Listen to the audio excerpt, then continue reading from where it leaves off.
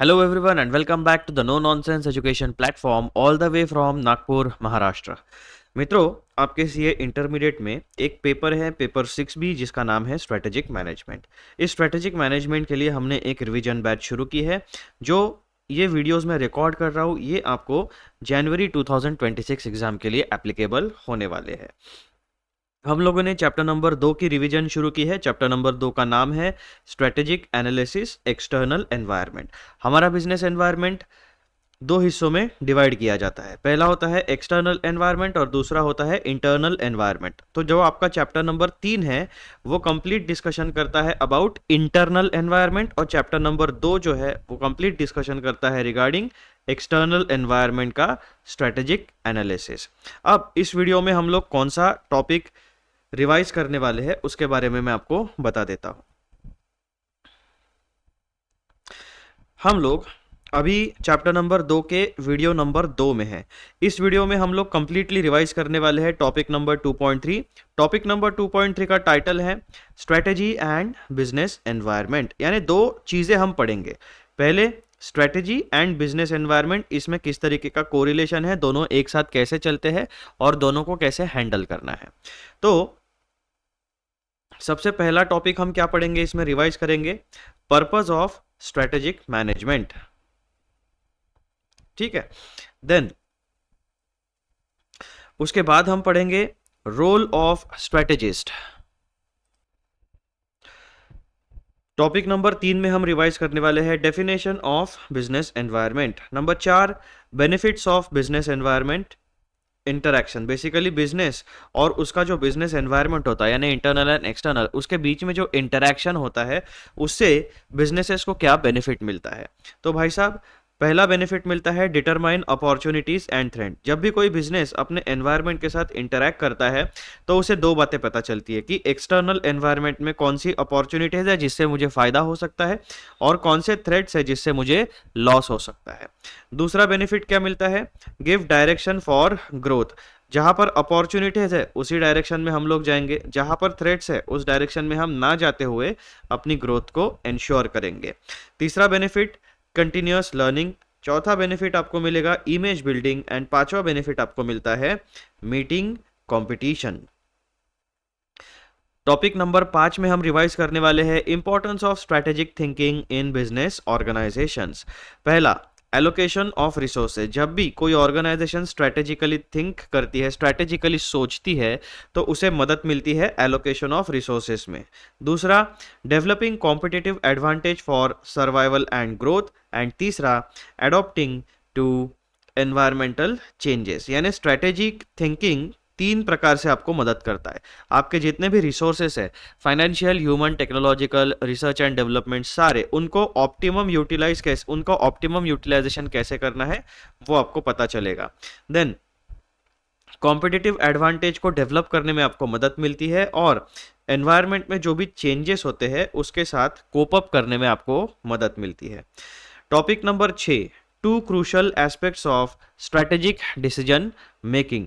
जब भी कोई व्यक्ति स्ट्रेटेजी के साथ डिसीजन मेकिंग करता है तो उसमें 2 क्रूशल एस्पेक्ट्स होते हैं। वो कौन से होते हैं वो हम रिवाइज करेंगे। Topic number 7, continuous improvement. Topic number यहां तक आपका होता है समाप्त रिगार्डिंग स्ट्रेटेजी एंड यहाँ तक आपका स्ट्रेटेजी के बारे में बहुत सारी जानकारी हुई। अब हम बात करेंगे बिजनेस एनवायरनमेंट के बारे में टॉपिक नंबर 8 से।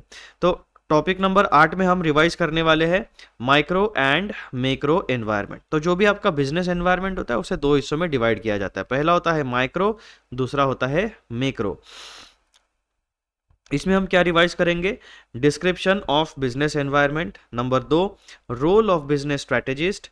Number 3, classification of external environment. ठीक है, देन नंबर 4, माइक्रो एनवायरनमेंट, उसका मीनिंग क्या होता है, एलिमेंट्स ऑफ माइक्रो एनवायरनमेंट, यानी माइक्रो एनवायरनमेंट में कौन से एलिमेंट्स होते हैं जिनके बारे में हमें ध्यान रखना है वो बातें। देन टॉपिक नंबर 5 में हम पढ़ेंगे मैक्रो एनवायरनमेंट। इसमें मैक्रो एनवायरनमेंट का meaning and elements of macro environment. ये बड़ा टॉपिक है, एग्जाम पॉइंट ऑफ व्यू से इंपॉर्टेंट टॉपिक होता है। कौन सा वाला, topic number 8, micro and macro environment. इसमें बहुत सारे आपको छोटे छोटे कॉन्सेप्ट्स मिलने वाले हैं। अब एलिमेंट्स ऑफ मैक्रो एनवायरनमेंट जब हम पढ़ेंगे उसमें दो बातें पढ़ेंगे, इंट्रोडक्शन एंड उसके elements.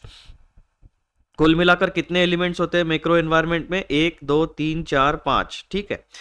Demographic environment, socio cultural environment, economic environment, political legal environment and technological environment, ये इतने एलिमेंट्स होते हैं मैक्रो एनवायरनमेंट के।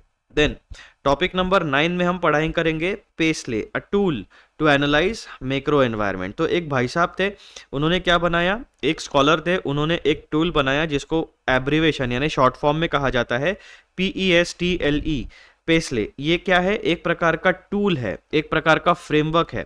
ये फ्रेमवर्क हमें क्या मदद करता है? मैक्रो एनवायरनमेंट का एनालिसिस करने में मदद करता है। बेसिकली मैक्रो एनवायरनमेंट में जितने भी एलिमेंट्स हैं उनके बारे में जानकारी हासिल करने में, उनका एनालिसिस करने में मदद करता है। तो पेस्ले एनालिसिस में हम सबसे पहले पढ़ेंगे उसका इंट्रोडक्शन, और पेस्ले एनालिसिस में जो की फैक्टर्स होते हैं वो पढ़ेंगे, की फैक्टर्स ऑफ पेस्ले एनालिसिस। अब ये पेस्ले जो है ना, जो एब्रीवेशन आपको दिखेगा, P माने पॉलिटिकल, E माने इकोनॉमिक, S माने सोशल, T माने टेक्नोलॉजी, L माने लीगल फैक्टर, और वापस E यानी एनवायरमेंटल फैक्टर्स। तो ऐसे की फैक्टर्स होते हैं यहाँ पर। कौन से की फैक्टर्स होते हैं पेस्ले एनालिसिस में? Political factor, economic factor, social factor, technology factor, legal factors and environmental factors. और उसके बाद में at the end summary of all की फैक्टर्स। अब टॉपिक नंबर 10, इसमें हम पढ़ेंगे इंटरनेशनलाइजेशन ऑफ बिजनेस। यानी अभी क्या हो गया, टेक्नोलॉजी की मदद से क्या होता है कि हम लोग पहले लोकल बिजनेसेस थे, फिर रीजनल बिजनेसेस बने, फिर नेशनल बिजनेसेस बने, अब हम इंटरनेशनल बिजनेस यानी एक कंट्री से ज़्यादा कंट्रीज में बिजनेसेस का एग्जिस्टेंस होता है, ऐसे वाले बिजनेस, ठीक है। तो उसके बारे में आपको यहाँ पर जानकारी मिलने वाली है। या फिर आपकी खुद की कंट्री में बहुत सारे अलग अलग बिजनेसेस भी होंगे, उसे भी इंटरनेशनल बिजनेसेस हम कहते हैं। जैसे भारत की अगर हम बात करें तो भारत के बिजनेस हाउसेस है, लेकिन इसके अलावा फॉरेन बिजनेस हाउसेस भी यहाँ पर आते हैं। जैसे कि हो गया आपका स्टारबक्स, जैसे कि हो गया आपका मैकडी, आपका KFC हो गया, डोमिनोज हो गया, टेक कंपनीज में आपका माइक्रोसॉफ्ट हो गया, एंड्रॉयड हो गया, गूगल हो गया, माइक्रोसॉफ्ट हो गया, ऐसे बहुत सारे। US की कंपनीज भी है, चाइनीज कंपनीज भी है, रशियन कंपनीज भी है, बाकी अलग देशों की कंपनीज भी होती है, ठीक है। देन इंटरनेशनलाइजेशन ऑफ बिजनेस में हम क्या पढ़ेंगे? इसका introduction, characteristics of global business. 3 प्रकार के कैरेक्टरिस्टिक्स होते हैं। पहले common ownership, common pool of resources, common strategy यानी overall direction. Number 3, developing internationally, why do businesses go global. अब यहाँ पर एक सवाल पूछा गया कि भाई साहब जो बिजनेस हाउसेज होते हैं उनको ग्लोबली अपना बिजनेस सेटअप करने की ज़रूरत क्यों पड़ती है? Why do businesses go global? उसके रीजंस है। पहला, द नीड टू ग्रो, सबको ग्रो करना है भाई, ज़्यादा पैसा कमाना है। Number B, shrinking of time and distance across the globe, यानी टेक्नोलॉजी हमारे पास है तो हम ग्रो क्यों ना करें। growing competition, cost effective resources, reducing cost, export oriented organizations, rise of services sector, diminishing trade barriers and partnerships. तो इतने रीजंस होते हैं जिनकी वजह से बिजनेसेस ग्लोबल बिजनेसेस में ट्रांसफॉर्म होते हैं। अब हम बात करेंगे इंटरनेशनल एनवायरनमेंट के बारे में। इंटरनेशनल एनवायरनमेंट में हम क्या क्या रिवाइज करने वाले हैं? Introduction, multinational environment analysis, regional environmental analysis, country environmental analysis and और आखिरी में importance of studying and understanding international business environment. ठीक है दोस्तों, इस तरीके से इस वीडियो नंबर 2 में, यानी इस वीडियो में हम लोग कुल मिलाकर 11 टॉपिक्स पढ़ने वाले हैं। उसका ब्लूप्रिंट मैंने आपको कंप्लीटली यहाँ पर बता दिया है। अब हम आते हैं हमारे actual reading and understanding and revision के ऊपर। हमारा अप्रोच क्या रहेगा? Read, understand, revise, retain.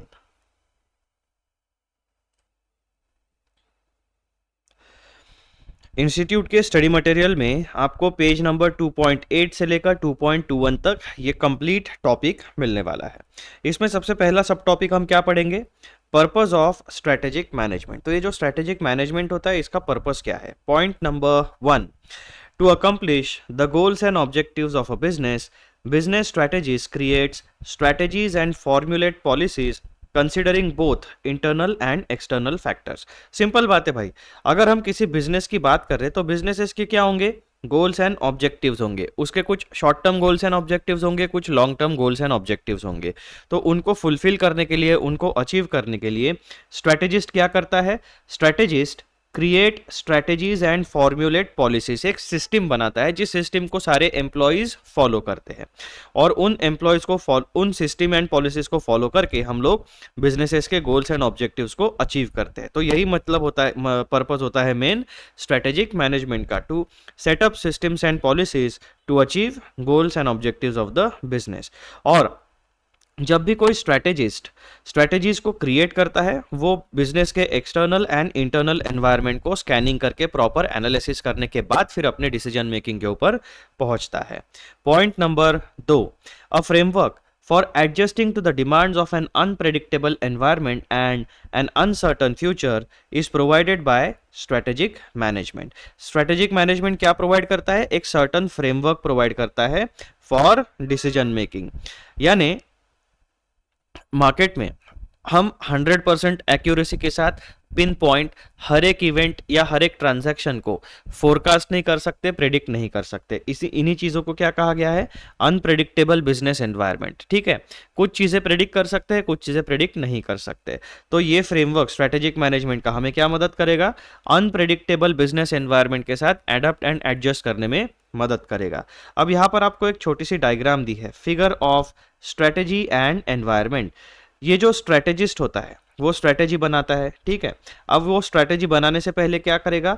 Business environment का स्कैनिंग करेगा। बिजनेस एनवायरनमेंट में 2 फैक्टर्स होते हैं, पहला होता है आपका इंटरनल बिजनेस एनवायरनमेंट और दूसरा होता है external business environment.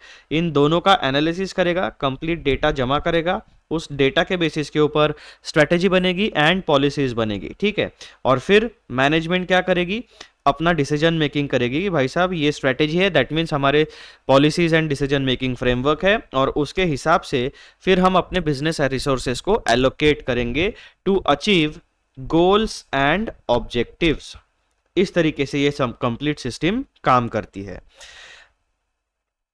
Topic number 2, role of strategist. अब ये जो स्ट्रेटेजिस्ट होता है, जो इंडिविजुअल होता है, जो प्रोफेशनल होता है, जैसे कि हमारे केस में हम चार्टर्ड अकाउंटेंट कहेंगे क्योंकि वही कोर्स की पढ़ाई हम लोग कर रहे हैं। तो एक चार्टर्ड अकाउंटेंट अगर उसको स्ट्रेटेजिस्ट का रोल दिया जाता है, तो स्ट्रेटेजी बनती क्यों है भाई साहब? बिजनेसेस के गोल्स एंड ऑब्जेक्टिव्स को पूरा कराने के लिए। तो सेम मिलता जुलता रोल होगा स्ट्रेटेजिस्ट का। रोल ऑफ स्ट्रेटेजिस्ट क्या है?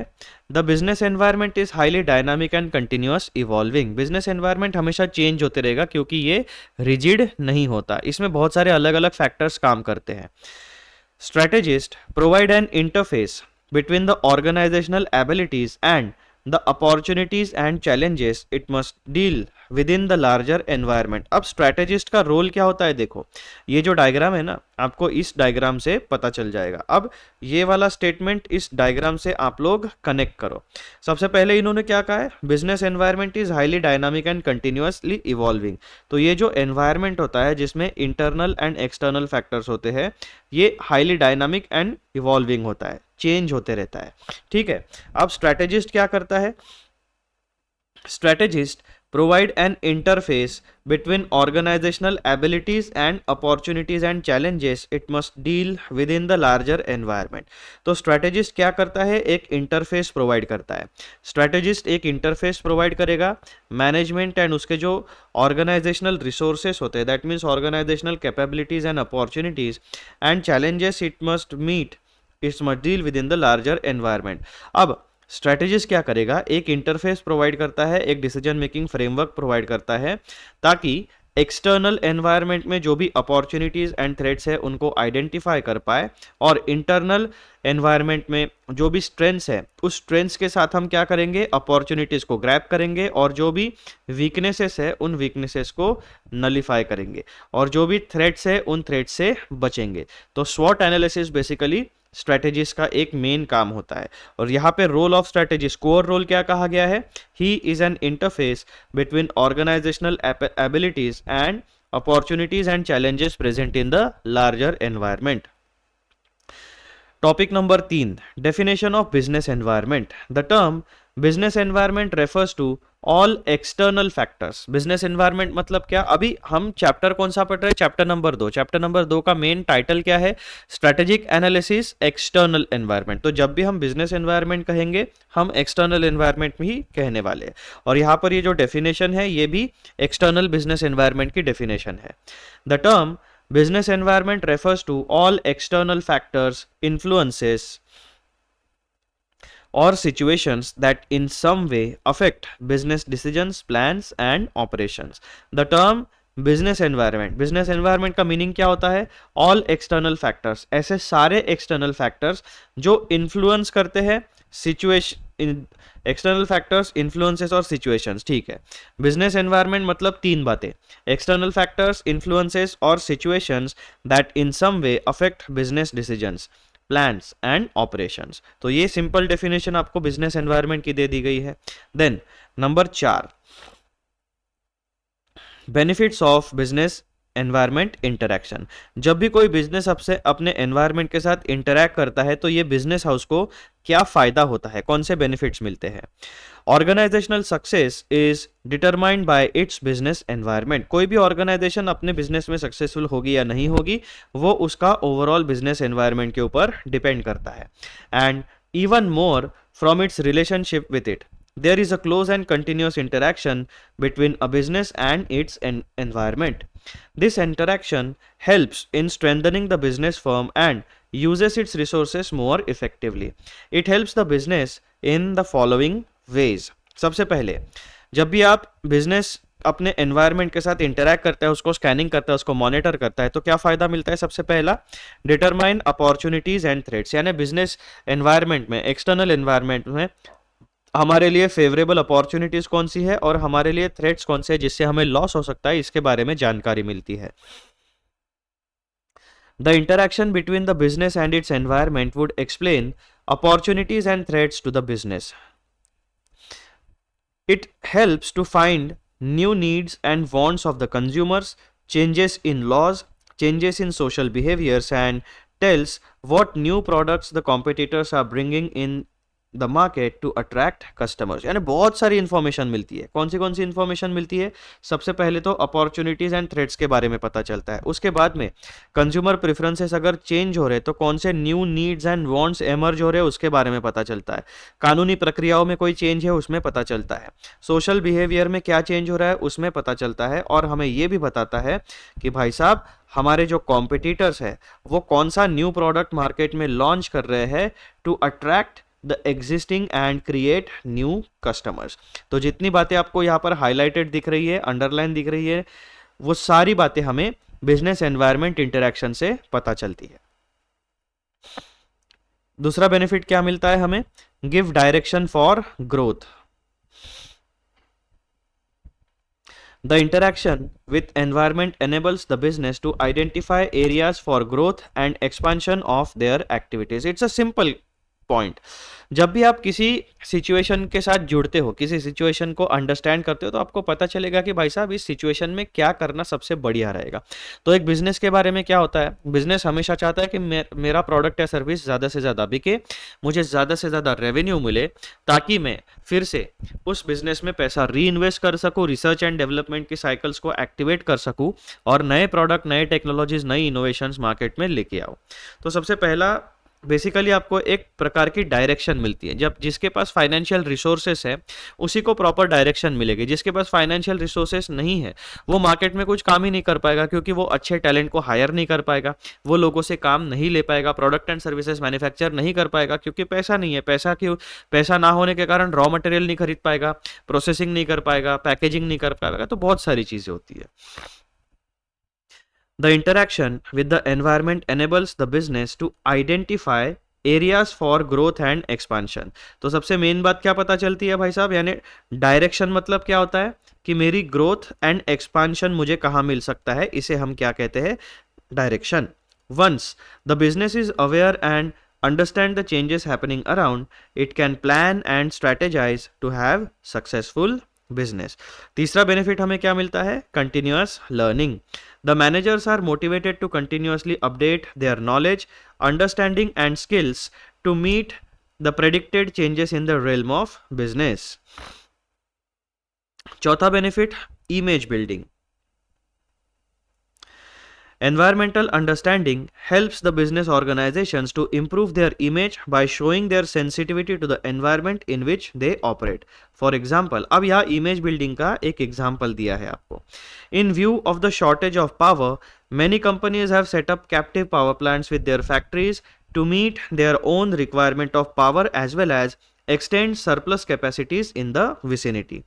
अब यहाँ पर देखो, image building का मतलब क्या होता है basically? Environmental understanding helps the business organizations to improve their image by showing their sensitivity to the environment in which they operate. अब जो भारत की सोसाइटी में बिजनेसेस है, बड़े बड़े बिजनेस हाउसेस है, वो क्या करते हैं? यहाँ पर तो आपको एक इलेक्ट्रिसिटी जनरेशन का एग्जांपल दिया, जहाँ पर भी शॉर्टेज होता है, पावर आउटेज होता है, तो बिजनेसेस क्या करते हैं? गवर्नमेंट रिसोर्सेज के ऊपर बर्डन नहीं डालते, वो गवर्नमेंट से परमिशन ले लेते हैं और खुद का पावर जनरेशन एक छोटा सा सेटअप इंस्टॉल करते हैं अपने फैक्ट्री प्रीमाइसेस में और वहां पे पावर जनरेट करते हैं ताकि गवर्नमेंट रिसोर्सेज के ऊपर ज़्यादा बर्डन ना पड़े और एक्सेस पावर जो है वो नियर बाय ट्रांसमिशन सेंटर को भेज के अपना उस एरिया में भी इलेक्ट्रिसिटी प्रोवाइड कराते हैं। तो ये क्या हो गया? एक प्रकार की सेंसिटिविटी है कि भाई पावर जनरेशन चाहिए तो मैं खुद को कैपेबल बनाता हूँ, मैं खुद भी पावर कंज्यूम करूंगा जनरेट करके एंड अपने नियर बाय एरियाज को भी पावर सप्लाई कर दूंगा। ऑफकोर्स नॉट फॉर फ्री, पैसा तो देना पड़ेगा, लेकिन एक फैसिलिटी जनरेट हो गई। तो ये क्या हो गया? एक प्रकार की सेंसिटिविटी हो गई। अब दूसरा मैं अगर आपको एग्जांपल दूं, out of the book example, तो आप देखोगे कि बहुत सारे बड़े बड़े जो बिजनेसमैन होते हैं वो क्या करते हैं? फिलैंथ्रोपिस्ट कहलाते हैं, है ना। वो चैरिटी करते हैं, कोई कैंसर ऑर्गेनाइजेशन को देगा, कोई सेव टाइगर को देगा, कोई जनरल कॉजेज जो होते हैं सोसाइटी में, सोशल कॉजेज, उनके लिए पैसा चैरिटेबल फंड रेजर्स अरेंज करेगा। तो ऐसे बहुत सारी बातें होती है। तो ये एक अपॉर्चुनिटी होती है एक बिजनेस का चैरिटेबल काम करके अपनी इमेज को बिल्डअप करके या फिर कोई सही तरीके की फैसिलिटी प्रोवाइड करके अपनी इमेज को आप बिल्डअप कर सकते हो। लेकिन ये फायदा कब मिलेगा आपको? जब आप अपने बिजनेस एनवायरनमेंट को प्रॉपरली अंडरस्टैंड करोगे। Next point, understanding the needs of the environment helps to showcase that the business is aware and responsive to the needs. It creates a positive image and helps it to prosper and win over the competitors. इस प्रकार के काम से क्या होगा? एक business की एक पॉजिटिव इमेज बनेगी और बेसिकली हम क्या करेंगे? कॉम्पिटिटर्स के आगे हमारा ब्रांड इमेज होगा। कोई भी कस्टमर जब जाएगा मार्केट में, किसी ग्रोसरी स्टोर में, किसी किराना दुकान में या किसी बड़े से मॉल में, वहां पर अगर आपके ब्रांड का प्रोडक्ट उसको दिखता है तो आपके लिए भी उसके मन में एक सेंसिटिविटी होगी, नहीं यार ये कंपनी अच्छी है, ये बहुत बढ़िया कंपनी है, इसी का प्रोडक्ट या सर्विसेज में खरीदूंगा, है ना। ऐसे आप अपनी इमेज को बिल्डअप करते हो जब आप कंटिन्यूअसली अपने बिजनेस एनवायरनमेंट के साथ इंटरैक्ट करते हो।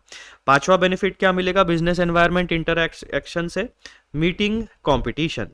It helps the businesses to analyze the competitor strategies and formulate their own strategies accordingly. अब मार्केट में एक ही प्रोडक्ट प्रोवाइड करने वाले बहुत सारे ब्रांड्स होते हैं। जैसे डोमिनोज की अगर हम बात करें तो पिज़्ज़ा प्रोवाइड करता है, उसी का मेन कॉम्पिटिटर है पिज़्ज़ा हट, और भी लोकल ब्रांड्स हैं हमारे जो पिज़्ज़ा बेचते हैं। सिमिलरली मैकडी के भी बहुत सारे कॉम्पिटिटर्स हैं। सिमिलरली नागपुर में अगर हम बात करें तो एक बड़ा ब्रांड है हल्दीराम भी एक फूड आउटलेट है, उसके भी बहुत सारे कॉम्पिटिटर्स हैं।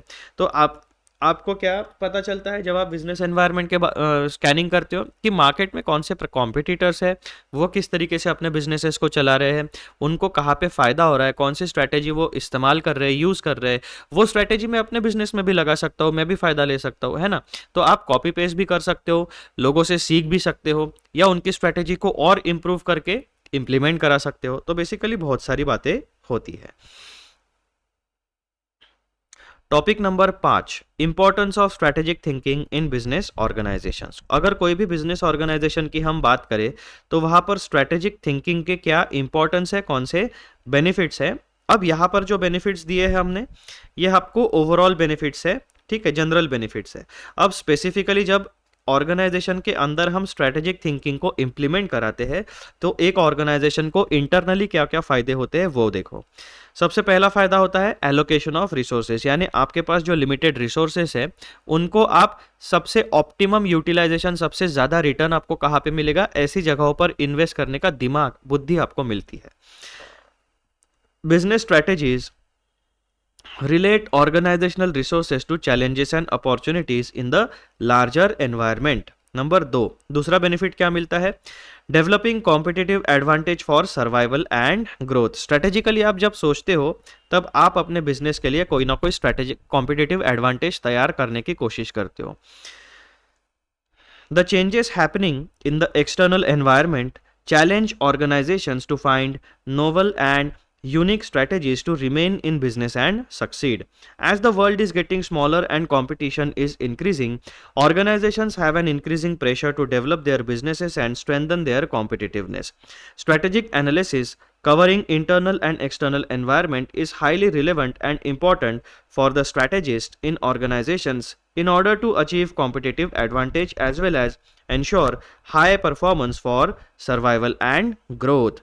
तो बेसिकली कॉम्पिटिटिव एडवांटेज मतलब क्या, मार्केट में आपके प्रोडक्ट या सर्विसेज में कुछ ऐसा फीचर, कुछ ऐसा यूनिक पॉइंट जो केवल आपके पास है, किसी और बिजनेसेस के पास नहीं है। अगर कस्टमर की वो नीड है, वो वांट है, वो चाहता है उस फीचर या प्रोडक्ट या सर्विस का एक्सपीरियंस लेना, तो उसे आपका ही प्रोडक्ट या सर्विस खरीदना पड़ेगा।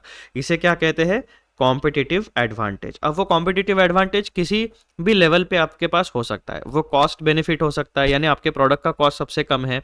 वो आपके यूनिक फीचर्स हो सकते हैं, यूनिकनेस हो सकता है, एक अलग लेवल का एक एलीट बिहेवियर होता है कि भाई साहब ये प्रोडक्ट तो एकदम स्टेटस सिंबल है, जो भी खरीदेगा उसका मार्केट में, उसका सोसाइटी में बहुत स्टेटस माना जाता है। तो ऐसे बहुत सारे अलग अलग लेवल्स के ऊपर आपको कॉम्पिटिटिव एडवांटेज क्रिएट करने का मौका मिलता है जब आप स्ट्रेटेजिक थिंकिंग को इंपॉर्टेंस देते हो। Then adopting to environmental changes. हमें तो एक बात पता है, बिजनेस एनवायरनमेंट हाईली डायनामिक है, कॉम्प्लेक्स है, टर्ब्यूलेंट है, उसमें चेंजेस होते रहते हैं। तो उन चेंजेस के साथ हमें अडॉप्ट करना है। तो स्ट्रेटेजिक थिंकिंग हमें वो एक कुशन प्रोवाइड करती है, वो एक फ्रेमवर्क प्रोवाइड करती है ताकि हम अपने बिजनेस एनवायरनमेंट के साथ साथ आगे बढ़ते हुए इवॉल्व हो सके। To flourish a business must be aware of, assess and respond to many opportunities and threats present in the environment. Business को 3 काम करना पड़ता है, असेस करो, रिस्पॉन्ड करो। पहले तो अवेयरनेस लाओ, असेस करो एंड रिस्पॉन्ड करो to many opportunities and threats present in the business environment. In order to succeed, the business must not only be aware of the numerous aspects of its surroundings, but also be able to handle and adopt them। यानी केवल theory knowledge नहीं होना चाहिए, यानी आपके पास बहुत सारा knowledge है, भाई ये बिजनेस कर सकता हूँ, वो आइडियाज बहुत है, लेकिन एग्जीक्यूशन अगर नहीं है तो आप किसी भी बिजनेस में सक्सेसफुल नहीं हो पाओगे, किसी भी वेंचर में आप सक्सेसफुल नहीं हो पाओगे। The business must continuously evaluate its environment and modify its operations in order to thrive and expand। Businesses को क्या करना चाहिए, कंटिन्यूअस प्रोसेस को एस्टैब्लिश करना चाहिए। कौन सी continuous process, evaluation and modification and adjustments of its own strategies, direction and जो भी वो बिजनेस डिसीजन मेकिंग लेते हैं उसको अपने बिजनेस एनवायरनमेंट के हिसाब से अडॉप्ट कराते रहो। This is a continuous process. Number 6, 2 crucial aspects of strategic decision making. जब भी आप कोई डिसीजन लोगे बिजनेस में, इन 2 बातों के बारे में आपको हमेशा ध्यान रखना है। Strategic decisions are significant aspects of business management and are essential for the success and continued existence। Number 2, 2 crucial aspects for the success are the function of top management and method of formulating strategic decisions. यानी आपकी top management जो है वो competent होनी चाहिए, उसके पास दिमाग होना चाहिए, उसके पास धैर्य, संयम होना चाहिए, उसके पास बेसिकली सब कुछ होना चाहिए, तब जाके आप मार्केट में इन्फ्लुएंस क्रिएट कर सकते हो। Then method of formulating strategic decision, यानी एक सिस्टमेटिक अप्रोच होना चाहिए, केओटिक अप्रोच नहीं होना चाहिए। हाँ अभी ये कर लो फिर बाद में देखेंगे, अभी ये कर लो फिर, ऐसा नहीं। पूरा प्लानिंग करो, ढंग से देखो आपको कितने रिसोर्सेस लगने वाले हैं, क्या होने वाला है, फिर उतने फाइनेंसेस आपको अरेंज करने पड़ेंगे। कभी बैंक से लोन लेना पड़ेगा वर्किंग कैपिटल के लिए, कभी आपको मार्केट से अनसिक्योर्ड लोन लेना पड़ेगा, कभी सिक्योर्ड लोन लेना पड़ेगा, डिबेंचर्स इशू करने हैं, प्रेफरेंस शेयर्स इशू करने हैं। तो कहाँ से पैसा जनरेट हो सकता है, उस पैसे को जनरेट करा के कहाँ पे आप इन्वेस्ट करो ताकि सही तरीके से रिटर्न मिल सके और आपका बिजनेस लिक्विडिटी भी जनरेट करे, आपका बिजनेस रेवेन्यू भी जनरेट करे और आपका business optimum return on investment भी जनरेट करे। तो इस तरीके से आपको ये दो क्रूशियल पॉइंट ध्यान में रखने हैं, the function of top management and the method of formulating strategic decisions. Number 7, continuous improvement. Improvement of strategic decisions is constant endeavor of strategies. तो आप कोई भी कंसल्टेंसी कंपनी में अगर जाते हो, केपीएससी, डेल, केपीएमजी, डेलॉयट, पीडब्ल्यूसी, ईवाई, या फिर आपका कोई भी अलग जो भी स्ट्रेटेजिक जो भी कंसल्टेंसी कंपनीज हैं, अगर उनके पास आप जाते हो एज अ स्ट्रेटेजिस्ट आप काम करते हो, तो उनका एक ही बात होता है भाई साहब, हर सिचुएशन में हर बिजनेस को, जो भी बिजनेस के लिए वो कंसल्टेंसी प्रोवाइड करते हैं, उसमें एक ही होता है, continuous improvement. Improvement of strategic decision is the constant Endeavour of strategist. Point number 2, due to the contemporary changes in environment and the challenges that managers must overcome when making decisions, there is interest in enhancing strategic decision making. The environment is far more dynamic and unpredictable than it used to be. ठीक है, यहाँ पर ये वाला point कोई बहुत ज़्यादा important नहीं है, बस इसको एक बार आप लोग पढ़ लेना। Now is the most important point, topic number 8, micro and macro environment. ये टॉपिक एग्जामिनर्स का फेवरेट टॉपिक होता है, माइक्रो एंड मैक्रो एनवायरनमेंट वाला, तो इसको ज़रा आप ध्यान से पढ़ना, स्किप बिल्कुल भी नहीं कर सकते। Description of business environment. The environment in which an organization exists can be classified in terms of opportunities and threats operating in external environment and strengths and weaknesses existing in the internal environment. तो basically business environment का यहाँ पर classification किया है। कौन सा classification? External environment and internal environment, ऐसे दो प्रकार के क्लासिफिकेशन होते हैं। एक्सटर्नल एनवायरनमेंट में एग्जिस्ट करती है आपके लिए अपॉर्चुनिटीज एंड थ्रेट्स, और इंटरनल एनवायरनमेंट में एग्जिस्ट करती है आपके लिए strengths and weaknesses. Role of business strategist. Business strategists should always be adequately informed on developments occurring in their company, its industry, and within micro and macro environment of business. For making any strategic decision, they should be able to comprehend the facts available and challenge the underlying assumptions. तो role of business strategist क्या होता है? जैसे एक chartered accountant है, chartered accountant अगर direct taxation में काम कर रहा है तो उसका रोल क्या रहेगा? भाई साहब, डायरेक्ट टैक्सेशन से रिलेटेड मेरी ऑर्गेनाइजेशन में, यानी आप जिस ऑर्गेनाइजेशन में काम करते हो उस ऑर्गेनाइजेशन के ऊपर क्या क्या इंपैक्ट पड़ेगा, इनकम टैक्स का हो सकता है, वो वेल्थ टैक्स का हो सकता है, कोई और डायरेक्ट टैक्सेस के बारे में जानकारी होगी। ठीक है, अगर वो इनडायरेक्ट टैक्सेशन में काम कर रहा है तो आपको as a chartered accountant GST यानी जीएसटी रेजिम के ऊपर ध्यान रखना पड़ेगा, कस्टम्स एंड एफटीपी के ऊपर ध्यान रखना पड़ेगा। ठीक है, उसके साथ साथ आपका सेंट्रल एक्साइज और सर्विस टैक्स सर्टन एरियाज में अभी भी एप्लीकेबल है, उसके बारे में ध्यान में रखना पड़ेगा। ये सारी बातें, तो बेसिकली आप जिस फील्ड में काम करते हो उस फील्ड का जितना भी नॉलेज बेस है जो आपके काम से रिलेटेड है उसके बारे में आपको नॉलेज होना चाहिए। सिमिलरली अगर आप एक बिजनेस स्ट्रैटेजिस्ट हो तो स्ट्रैटेजिस्ट का नॉलेज बेस क्या होता है, वो नॉलेज बेस आपको पता होना चाहिए। तो स्ट्रैटेजिस्ट का क्या क्या काम होता है भाई साहब? ऑलवेज बी एडिक्वेटली इन्फॉर्म्ड, अपने फील्ड में, आपकी फील्ड में जो भी बातें घटित होती है, जो भी इवेंट्स होते हैं उनके बारे में अवेयर होने चाहिए, आपको कोर नॉलेज होना चाहिए। पहला, development occurring in their company. ठीक है, development occurring in its industry and with in, so basically developments occurring in their company, in their industry and with in micro and macro environment, यानी खुद की company की तरफ ध्यान रखो, खुद की इंडस्ट्री के बारे में ध्यान में रखो, माइक्रो एंड मैक्रो एनवायरनमेंट में जितने भी बातें होती है वो सारी बातें आपको पता होनी चाहिए जिनका इम्पैक्ट आपके बिजनेसेस के ऊपर पड़ता है। ठीक है, सारी बातें मैंने पूरा 100% नॉलेज आपको नहीं चाहिए, आपसे रिलेटेड जितना नॉलेज है, आपके काम से रिलेटेड, आपकी कंपनी से रिलेटेड जितना इम्पैक्ट होता है वो बेसिक चीज़ें आपको पता होनी चाहिए। For making any strategic decision they should be able to comprehend the facts available and challenge the underlying assumptions. Then classification of external environment. अब ये जो एक्सटर्नल बिजनेस एनवायरनमेंट होता है उसको दो हिस्सों में हम डिवाइड कर सकते हैं, पहला माइक्रो एनवायरनमेंट, दूसरा मैक्रो एनवायरनमेंट। अब आ जाओ माइक्रो एंड मैक्रो एनवायरनमेंट को डिटेल में पढ़ते हैं। माइक्रो एनवायरनमेंट का मीनिंग क्या होता है? Micro environment is related to small area or immediate periphery of an organization. It influences an organization regularly and directly. Micro environment का मीनिंग क्या होता है? स्मॉल एरिया और immediate periphery of an organisation. ठीक है, उसका इन्फ्लुएंस किस nature का होता है? ऑर्गेनाइजेशन के ऊपर रेगुलर इन्फ्लुएंस होता है और वो डायरेक्टली इन्फ्लुएंस करता है किसी भी ऑर्गेनाइजेशन के ऊपर. अब इस माइक्रो एनवायरनमेंट में कौन से एलिमेंट्स होते हैं जो हमारी ऑर्गेनाइजेशन के ऊपर रेगुलर एंड डायरेक्ट इन्फ्लुएंस डालते हैं? Elements of microenvironment. Microenvironment consists of suppliers, consumers, marketing intermediaries, competitors, etc.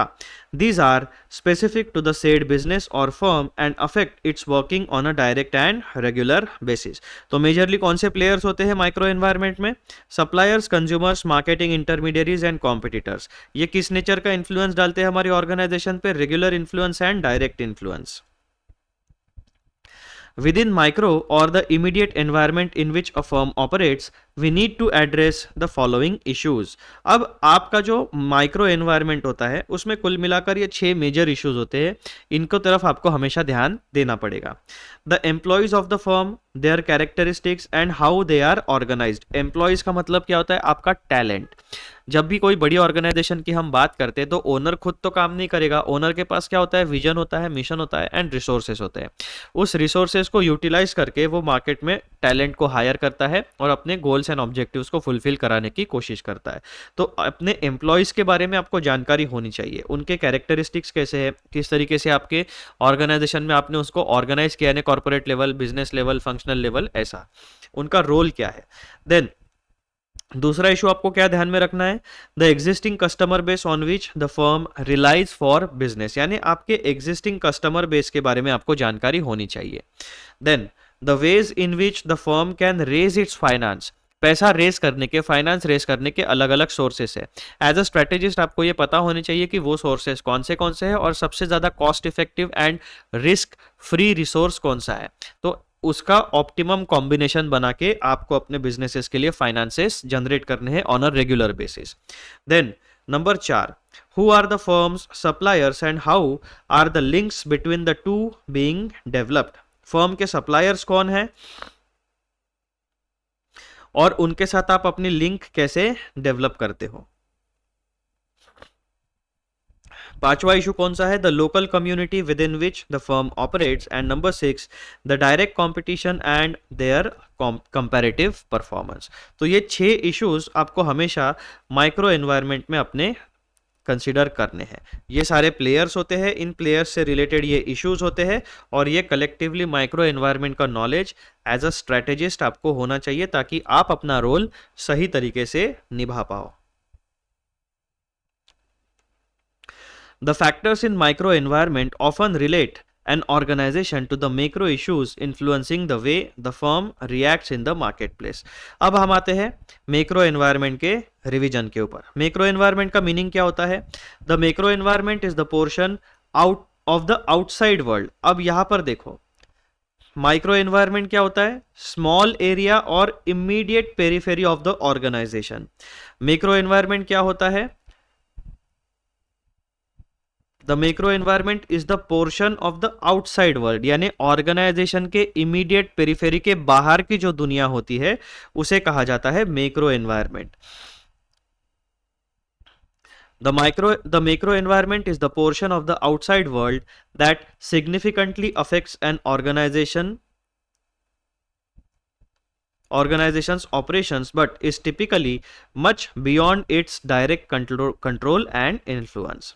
So macro environment is the huge environment which exists outside the immediate periphery and small portion of the that is macro environment. जो भी चीजें macro environment के periphery से बाहर है वो classify की जाती है.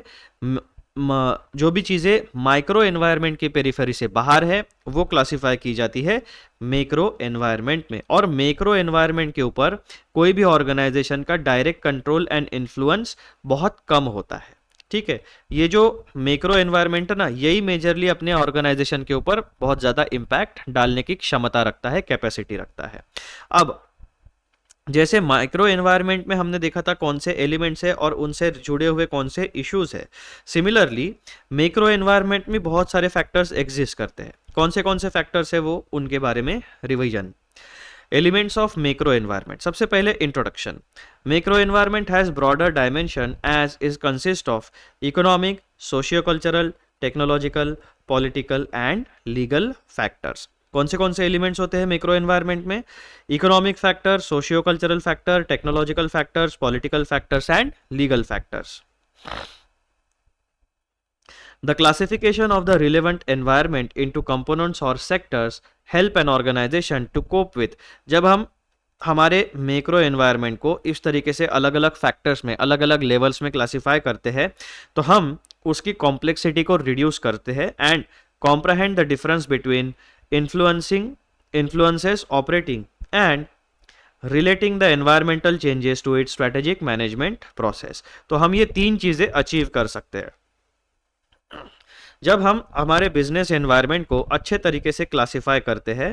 तो हम ये तीन चीज़ों को अचीव करते हैं। पहला हम कॉम्प्लेक्सिटी रिड्यूस करते हैं, उसके बाद में comprehend the different influences operating, यानी इनका हमारी ऑर्गेनाइजेशन के ऊपर क्या क्या इन्फ्लुएंस है वो हम समझ सकते हैं, and relating the environmental changes to its strategic management process, यानी एक्सटर्नल एनवायरनमेंट में, यानी मैक्रो एनवायरनमेंट में जो भी चेंजेस हो रहे हैं उसका हमारी ऑर्गेनाइजेशन के ऊपर क्या इम्पैक्ट है, वो इम्पैक्ट को आइडेंटिफाई करके हम अपनी स्ट्रेटेजिक मैनेजमेंट प्रोसेस को एडजस्ट करते हैं। The environment includes factors outside the firm which can lead to opportunities for or threats to the firm। अब ये जो फैक्टर्स मैक्रो एनवायरनमेंट में एग्जिस्ट करते हैं, इनकी वजह से ही या तो हमारे लिए अपॉर्चुनिटीज क्रिएट होती है या तो हमारे लिए थ्रेट्स क्रिएट होती है in the external environment. Although there are many factors, the most important of the factors are socio-economic, technological, supplier, competitors and government। तो ग्लूएक जॉश भाई साहब क्या कहते हैं, यहाँ से लेकर यहाँ तक उनका ओपिनियन है। The environment includes factors outside the firm which can lead to opportunities for or threats to the firm। Although there are many factors, the most important of the factors are socio-economic, technological, supplier, competitors and government। The external environment of an organization is made up of all the individuals, teams, organizations, agencies and factors that it routinely interacts with when conducting business। तो ये सारी चीजों से मिलकर आपका external business environment बनता है। In addition to carrying out transactions, it develops and puts into action pertinent plans and policies to address environmental changes। It negotiates its way into the future as well। अब हम individually जो हमने एक एक element देखा था macro environment का, उसकी रिवीजन करते हैं। एलिमेंट्स ऑफ मैक्रो एनवायरनमेंट, सबसे पहला आता है डेमोग्राफिक एनवायरनमेंट। अब ये डेमोग्राफी का मतलब क्या होता है वो देखो। Demographics are the characteristics of population. Simple meaning, demographics क्या होता है, एक सर्टन एरिया की जो पॉपुलेशन है उसके कैरेक्टरिस्टिक्स, उसके फीचर्स के बारे में जानकारी। इसका मतलब क्या होता है, demographic environment. Demographics are the characteristics of population that have been classified and explained according to certain criteria. वो क्राइटेरिया कौन सा होता है, या तो आप पॉपुलेशन को एज, जेंडर एंड इनकम के बेसिस पे डिवाइड करो ताकि आपको उस ग्रुप के बारे में अंडरस्टैंडिंग हासिल हो सके, कुछ जानकारी मिल सके। Demographics are the characteristics of a population that have been classified and explained according to certain criteria such as age, gender, income in order to understand the features of a specific group। Demographical analysis considers factors such as race, age, income, education, possession of assets, house ownership, job position, region, the degree of education। तो इतने सारे अलग अलग parameters है जिनमें हम population को divide करके उस मार्केट के बारे में जानकारी हासिल कर सकते हैं। Data about these qualities across homes and within demographic variable are of importance to both businesses and economist. दोनों के लिए इंपॉर्टेंट होता है। इनसे रिलेटेड, डेमोग्राफिक्स से रिलेटेड जितना भी डेटा है वो बिजनेसेस एंड इकोनॉमिस्ट दोनों के लिए इंपॉर्टेंट होता है। इकोनॉमिस्ट मतलब एकेडमिया के लिए इंपॉर्टेंट, एंड बिजनेस मतलब प्रैक्टिकल लाइफ में रेवेन्यू जनरेशन या प्रोडक्ट या सर्विसेज किस तरीके की हमें प्रोवाइड करनी है, उसकी डिसीजन प्लानिंग के बारे में importance. Marketeers and other social scientists regularly divide up populations based on their demographic makeup. India has relatively younger population as compared to many other countries. Many multinationals are interested in India considering its population size. Considering demographics is of immense importance for any business. Business organizations need to study different demographic factors. Particularly, they need to address the following issues. जो भी कोई business house demographics के बारे में study करेगा तो ये 2 point उसे एकदम कंपल्सरीली कंसिडर करने पड़ेंगे. What demographic trends will affect the market size of the industry and what demographic trends represent opportunities or threats. क्योंकि देखो यार, कोई भी बिजनेस अगर है वो ऐसे एरिया में ही बिजनेस करना चाहेगा जहां पर पॉपुलेशन भरपूर हो, ठीक है, क्योंकि जब ज्यादा पॉपुलेशन होगी तो कंजम्पशन भी ज्यादा होगा. कंजम्पशन ज्यादा होगा मतलब क्या, रेवेन्यू साइकिल आपकी एकदम कंसिस्टेंट रहेगी. The size, age distribution, geographic dispersion, ethnic mix, and income distribution of a population are all of great importance to the organization. Identifying the implications of changing demographic characteristics or population components for a future strategic competitiveness is often a challenge for strategies. तो basically demographics का यहाँ पर आपको meaning बता दिया, कौन सी चीज़ों में हम डेमोग्राफिक्स को डिवाइड करते हैं वो बता दिया, और बिजनेसेस, एकेडमिया यानी इकोनॉमिस्ट और मार्केटियर्स को डेटा की ज़रूरत क्यों पड़ती है वो इन पॉइंट्स में हमने कवर कर लिया. अब दूसरा factor, socio cultural factor. A general factor that influences almost all enterprises in a similar manner. ये एक जनरल फैक्टर है, सोशियो कल्चरल फैक्टर, और ये सारे बिजनेस हाउसेस को सिमिलर मैनर में इम्पैक्ट करता है. It represents a complex group of factors such as social traditions, values and beliefs, level and standards of literacy, the ethical standards and the state of society, the extent of social stratification, conflict, cohesiveness and so fourth. अब यहाँ पर socio cultural के ये basic characteristics होते हैं. कौन सी चीज़ें हम सोशियो कल्चरल एनवायरनमेंट में कवर करते हैं, वहाँ की सोशल ट्रेडिशंस क्या है, वैल्यूज़ क्या है, बिलीव्स क्या है, बेसिकली कौन सा रिलीजन है, कौन सा धर्म है, किस तरीके के उनके फेस्टिवल्स है, उनकी वैल्यूज़ क्या है, ये सारी बातें एक बिजनेस हाउस के लिए इंपॉर्टेंट होती है.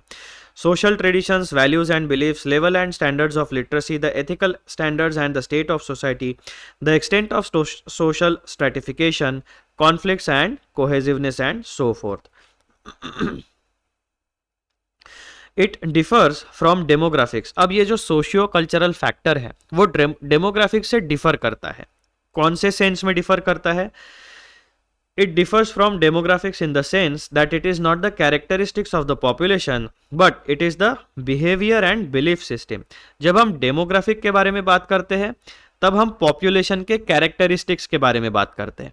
जब हम सोशियो कल्चरल फैक्टर के बारे में बात करते हैं तब हम इस population के behavior and उनके belief system के बारे में बात करते हैं. Sociocultural environment consists of factors related to human relationships and the impact of social attitudes and cultural values which has bearing on the operations of the organizations. The beliefs, values and norms of a society determine how individuals and organizations should be interrelated. जब हम socio cultural की बात करते हैं, अगर मैं purely Bharat का example दूं तो भारत में अभी भी क्या है, फैमिली ओरिएंटेड एनवायरनमेंट है. यहाँ पर फेस्टिवल्स होते हैं, यहाँ के लोग धार्मिक है, यहाँ के लोग पूजा पाठ में बिलीव करते हैं. तो आपने देखा होगा कि जितने भी बिजनेसेस है उन्होंने महाकुंभ का एकदम बढ़िया से फ़ायदा उठाया है जब महाकुंभ हुआ यूपी में.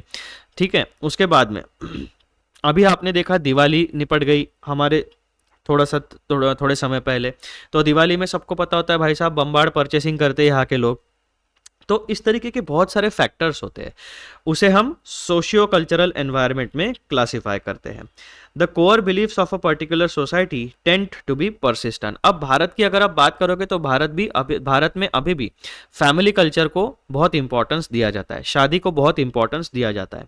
तो शादी के अरेंजमेंट्स करना या इवेंट मैनेज करना एक बहुत बड़ी इंडस्ट्री है भारत में। लेकिन अगर दूसरे कंट्रीज की अगर आप बात करोगे जहां पर फैमिली कल्चर को या फैमिली यूनिट को बहुत ज़्यादा इंपॉर्टेंस नहीं है, जहां पर इंडिविजुअलिस्टिक कल्चर है, वहां पर मैरिज वगैरह के लिए बहुत ज़्यादा खर्चा लोग नहीं करते। It is difficult for a business to change these core values, which becomes a determinant of its functioning. This means that businesses have to adjust to social norms and beliefs to operate successfully. अब यहाँ पर ना ये बहुत ज़्यादा dangerous paragraph है थोड़ा। Businesses क्या करते हैं? बिजनेसेस ये चाहते हैं कि भाई साहब मेरे प्रोडक्ट या सर्विसेज के हिसाब से मैं इनके कोर बिलीफ्स को बदल पाऊँ। अब कुछ हद तक कोर बिलीफ्स को डैमेज भी कर सकते हैं या उनको चेंज भी कर सकते हैं, लेकिन बिजनेस हाउसेस को ध्यान में आ गया कि भाई साहब ये जो कोर बिलीफ्स या उनका बिहेवियर है ये बहुत परसिस्टेंट होता है। It is difficult for a business to change those core values. जैसे भारत की अगर हम बात करें शुरुआती दौर में, जब मैकडी या उनसे मिलती जुलती ऑर्गेनाइजेशंस भारत में फूड कंपनीज आई थी, तो वो बहुत ज़्यादा सक्सेसफुल नहीं हुई भारत में। सबसे पहला रीज़न उनको क्या ध्यान में आया जब बिजनेस भारत में फेल होने लगा कि भाई साहब यहाँ पर बीफ ऐसे शॉप में जाके खुले में कोई नहीं खाएगा, क्योंकि यहाँ पे वो बहुत ज़्यादा रिलीजियस इशू बन जाता है। नेक्स्ट, यहाँ पर हाईली वेजिटेरियन पॉपुलेशन है, तो उन्हें एक ही किचन में नॉनवेज एंड वेज अगर बनता है तो वहाँ पर प्योर वेजिटेरियन फैमिलीज जाना पसंद नहीं करके, तो ऑब्वियसली कस्टमर उनका ख़त्म हो गया। तो मैकडी ने क्या किया, भाई साहब बीफ मेनू से बाहर कर दो, उसके बाद जो भी नॉर्मल नॉनवेज यहाँ पर खाते हैं वो रखो, और उनका किचन में उन्होंने अलग अलग सेगमेंट्स कर दिया, यानी वेजिटेरियन आइटम्स प्योरली अलग बनते हैं और नॉन वेजिटेरियन आइटम्स के लिए अलग काउंटर होता है, उनका ऑयल अलग होता है, उनके इक्विपमेंट्स अलग होते हैं, उनके एम्प्लॉयज़ अलग होते हैं। और जब ये ट्रस्ट उन्होंने इंडियन सोसाइटी से गेन किया कि भाई साहब हाँ प्योर वेजिटेरियन है, हमारे धर्म की रक्षा होगी आपके होटल में खाना खाने के बाद, तब जाके प्योर वेजिटेरियन लोग वहाँ पर जाके मैकडी के जो भी प्रोडक्ट्स है उनको खाने लगे। फिर धीरे धीरे मैकडी का बिजनेस यहाँ पर फ्लरिश हुआ।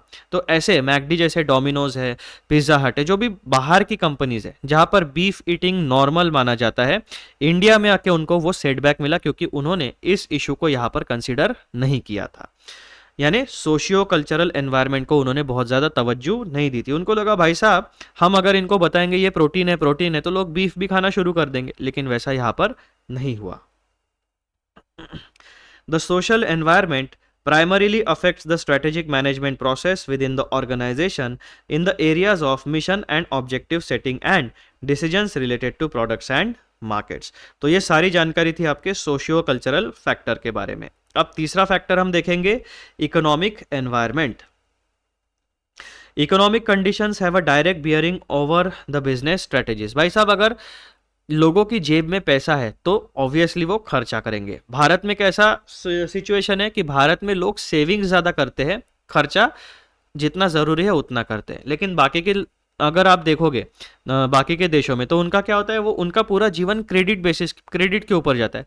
डेबिट कार्ड ले लो, क्रेडिट कार्ड ले लो, स्वाइप करते रहो, खर्चा करते रहो, बाद में पैसा भरते रहेंगे। लेकिन भारत में वैसा नहीं है। भारत में क्या करते हैं, भाई साहब खुद की मेहनत से पहले पैसा कमाने के बाद थोड़ा सा सेविंग्स रख, जो तेरा सर्वाइवल के लिए वो खर्चा कर, पहले अपने पेरेंट्स के साथ रहे, पैसा जमा कर, उसके बाद फिर अपना फाइनेंशियल इंडिपेंडेंट हो जाना। ठीक है, तो इस तरीके से हर एक सोसाइटी का अलग रूट होता है इकोनॉमिक डेवलपमेंट का, और ये जो रूट्स होते हैं किसी भी सोसाइटी के, वो बिजनेसेस के ऊपर इम्पैक्ट डेफिनेटली डालते हैं। The economic environment refers to the overall economic situation around the businesses and include conditions at the regional, national and global levels. It encompasses conditions in the markets for resources that have an effect on the supply of inputs and outputs of the businesses, their cost and dependability, quality and availability. Economic environment determines the strength and size of the market.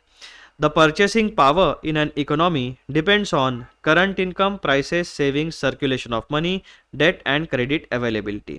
यहाँ पर important statement है, देखो the purchasing power, किसी भी society में purchasing power किन factors के ऊपर डिपेंड करती है, आपकी करंट इनकम लेवल क्या है, वहाँ के इन्फ्लेशन बेसिकली प्राइसेस क्या है, सेविंग्स का हैबिट क्या है, कितना क्वांटिटी का सेविंग है, सर्कुलेशन ऑफ मनी यानी मनी इजीली अवेलेबल है मार्केट में या नहीं है, और डेट एंड क्रेडिट अवेलेबिलिटी यानी आपकी बैंकिंग सिस्टम कैसी है. Income distribution pattern determine the business possibilities. The important point to consider is to find out the effect of economic prospect, growth, and inflation on the operations of the business. Higher interest rates are detrimental for the businesses with high debt. In the real estate market, they reduce the capability of the prospective buyers to avail loan and pay installments, thus lower the demand. अब यहाँ पर उन्होंने interest rate का आपके economy के ऊपर क्या impact पड़ता है, जैसे कि अगर कोई लोन है, बेसिकली जो फाइनेंस है, अगर उस फाइनेंस को अवेलेबल कराने का कॉस्ट बहुत ज़्यादा है, यानी कॉस्ट ऑफ कैपिटल जो इंटरेस्ट होता है वो अगर बहुत ज़्यादा है तो क्या इम्पैक्ट होता है, वो आपको यहाँ पर होम लोन के एग्जाम्पल से बताने की कोशिश की गई है. The economic conditions of a nation refer to a set of economic factors that have great influence on business organizations and their operations.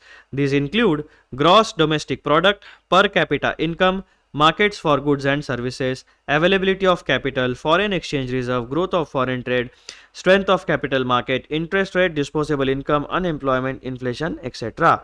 All these factors generally tell the state of the economy, whether it is doing good or it is performing poorly.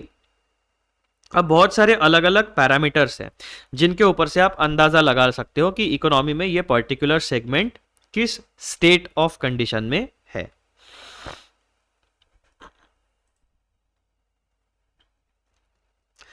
Political legal environment. Political legal environment takes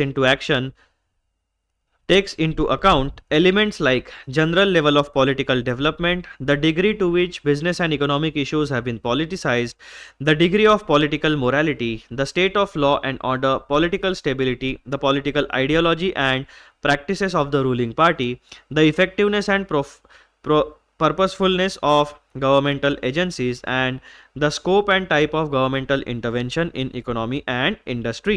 It is partly general to all similar enterprises and partly specific to an individual enterprise. अब political legal environment का impact क्या होता है, कौन से factors होते हैं जिनका इम्पैक्ट बिजनेस के ऊपर होता है, उनकी कंप्लीट लिस्ट आपको यहाँ पर दी गई है. Number 2, business is highly guided and controlled by government policies. Hence, the type of government running a country is a powerful influence on business. A business has to consider the changes in the regulatory framework and their impact on the business. Taxes and duties are other critical areas that may be levied and affect the business. Businesses prefer to operate in a country where there is a sound legal system. However, in any country, businesses must have a good working knowledge of the major laws of protecting consumers, competitions, organizations, etc. Businesses must understand the relevant laws relating to companies, competition, intellectual property, foreign exchange, labor, and so on. Nationalism supports measures aimed at enhancing the position of a country in international business. Presently, there is immense thrust on nationalism in Indian businesses through policies like Make in India and Atmanirbhar Bharat. Production linked incentive scheme, another step in the direction, rewards businesses for increased sales of goods produced domestically. The scheme encourages foreign businesses to open businesses in India and at the same time incentivizes domestic businesses to open or expand their manufacturing facilities, create more jobs and lesson India's reliance on imports. तो basically यहाँ पर political and legal environment का एक business के ऊपर क्या impact होता है, बिजनेसेस को पॉलिटिकल एंड लीगल एनवायरनमेंट में कौन से फैक्टर्स है जिनके बारे में अवेयरनेस होनी चाहिए, नॉलेज होना चाहिए एंड ध्यान रखना है, आपको मॉनिटर करना है, वो सारी बातें यहाँ पर बताई. अब इन सारी बातों का मैं अपने ओपिनियन के, मेरा जो पर्सनल ओपिनियन है उसका एक ही बात मैं आपको बताता हूँ. पॉलिटिकल लीगल एनवायरनमेंट कोई भी बिजनेस हाउस बस एक ही बात देखता है, भाई साहब करप्शन कितना है, कौन से लेवल पे करप्शन है। बिजनेस ओपन करने के लिए मुझे पॉलिटिशियन को कितना पैसा देना है, मुझे ब्यूरोक्रेसी में जो लोग काम करते हैं उसको कितना पैसा देना है, लोकल गुंडों को कितना पैसा देना है। ये बेसिकली मैंने आपको एकदम लोकल भाषा में आपको बताया है कौन सी यूनियन बाजी चलती है ना। अब इसका पॉलिटिकल एंड लीगल एनवायरनमेंट का एक ब्लेटेंट एग्जाम्पल है। जो टाटा नैनो का प्लांट है वो पश्चिम बंगाल में सेटअप हो चुका था, फंक्शनल होने वाला था, लेकिन वहां पर क्या हो गया, किसी पॉलिटिशियन ने वहां के फार्मर्स को भड़का दिया, वहां के लोगों को बोल दिया भाई साहब ये तुम्हारी जमीन हड़प लेंगे, तुमको रास्ते पर ला देंगे। वहां के लोग भड़क गए, वहां के लोगों ने वो फैक्ट्री बंद करा दी। अब आप पश्चिम बंगाल की हालत देखो, और वो रातों रात वो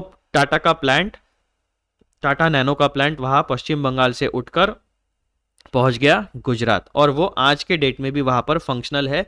वहां पर वो बहुत सारे हजारों एम्प्लॉयज को वहां पे काम मिलता है। उन एम्प्लॉयज की वजह से वहां की इकोनॉमी फ्लरिश हुई। कहा कि गुजरात की, पश्चिम बंगाल की इकोनॉमी पूरी की पूरी डाउन हो गई। ये लोगों को बाद में ध्यान में आया कि किसी पॉलिटिशियन ने हमको भड़काया, किसी पॉलिटिशियन की वजह से हमारा नुकसान हुआ, तो ये ऐसा रहता। अब ये पॉलिटिशियन लोग क्यों करते हैं, भाई साहब उस बिजनेसमैन ने बोल दिया होगा पैसा नहीं दूंगा तुमको, बिजनेस तो मुझे लगाना है लेकिन तुमको क्यों पैसा दूं, तुमको शेयर क्यों दूं मेरे मार्केट में, तुम्हारा क्या है। तो पॉलिटिशियन ने अपनी औकात बता दी, भाई साहब ये मेरी औकात है, तुझे फैक्ट्री नहीं लगा दे दूंगा अपने स्टेट में।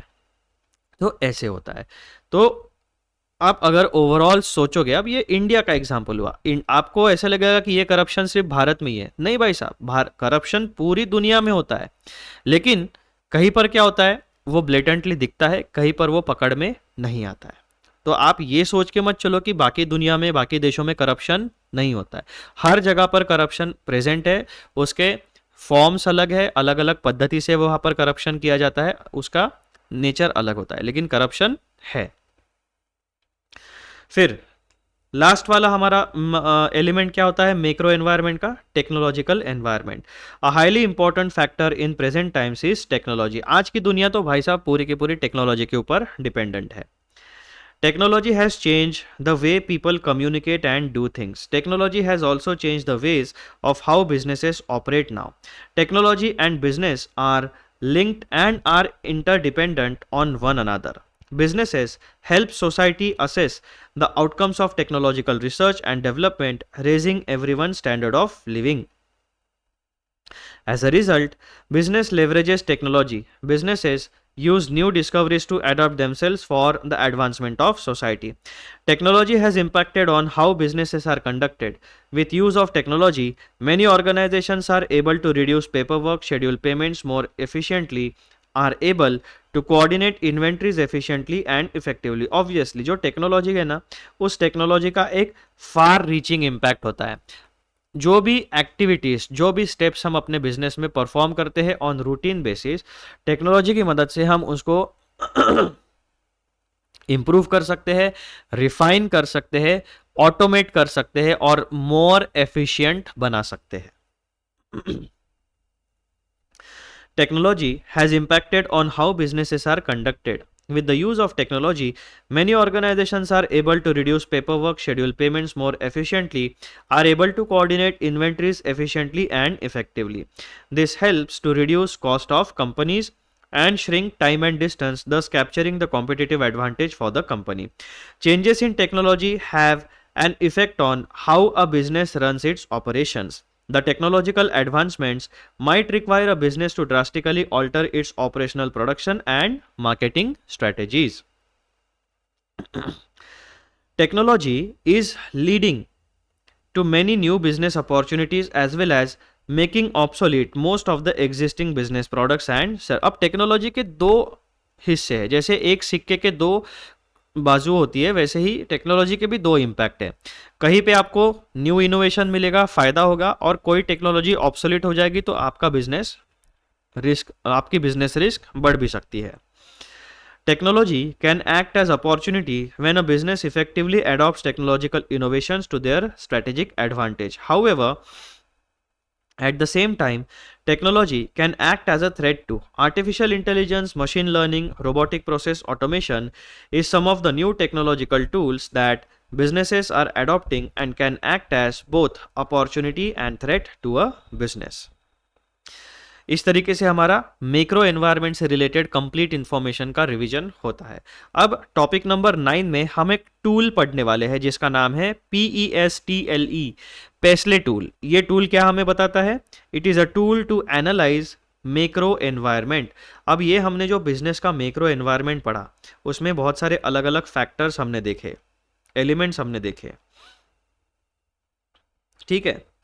Demographic environment, socio cultural environment, economic environment, है ना, फिर टेक्नोलॉजिकल एनवायरनमेंट, ऐसे बहुत सारे अलग अलग फैक्टर्स हमने देखे।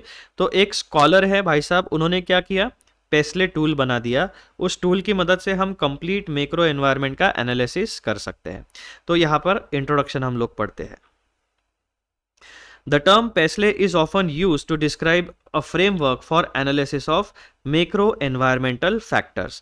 PESTEL, यहाँ पर स्पेलिंग मिस्टेक है। PESTLE analysis is frequently used to assess the business environment in which a firm operates. PESTLE में कौन से होते हैं? P माने पॉलिटिकल, E माने इकोनॉमिक, S माने सोशल, टेक्नोलॉजिकल। तो शुरुआती दौर में ये केवल PEST एनालिसिस था, ठीक है। 4 फैक्टर्स उसमें इंक्लूड होते थे। फिर जैसे जैसे समय आगे बढ़ा तो वहां पर L एंड E ये दोनों लेटर्स ऐड हुए। Political, economic, social, technological. Paste analysis was the name given to the framework in the past. However, later the framework has been expanded to include environmental and legal factors as well. PESTLE analysis involves identifying the political, economic, socio-cultural, technological, legal and environmental factors. कौन से होता है? Political, economic, socio-cultural, technological, legal and environmental factors and उनके influences on an organization, and providing a way of scanning the environmental influences that have affected or are likely to affect an organization or its policy. PESTLE analysis is an increasingly used and recognized analytical tool, and it is an acronym for P for political, E for economic, S for socio-cultural, T for technological, E for legal, L for legal, and E for environmental. The PESTLE analysis is simple to understand and quick to implement. The advantage of this tool is that it encourages management into proactive and structured thinking in its decision making. अब उनके की factors के बारे में revision. The key factors of PESTLE analysis. पहला factor है आपका political factors are how and to what extent the government intervenes, यानी गवर्नमेंट का बिजनेसेस के ऑपरेशंस में कितना इंटरवेंशन, कितना बीच बीच में करना होता है। पहला, political factors are how and to what extent the government intervenes in the economy and in the activities of the business firm. Political factors may also influence goods and services which the government wants to provide or be provided, and those that the government does not want to be provided. Furthermore, governments have great influence on the health, education and infrastructure of a nation. दूसरा factor, economic. Economic factors have major impacts on how businesses operate and take decisions.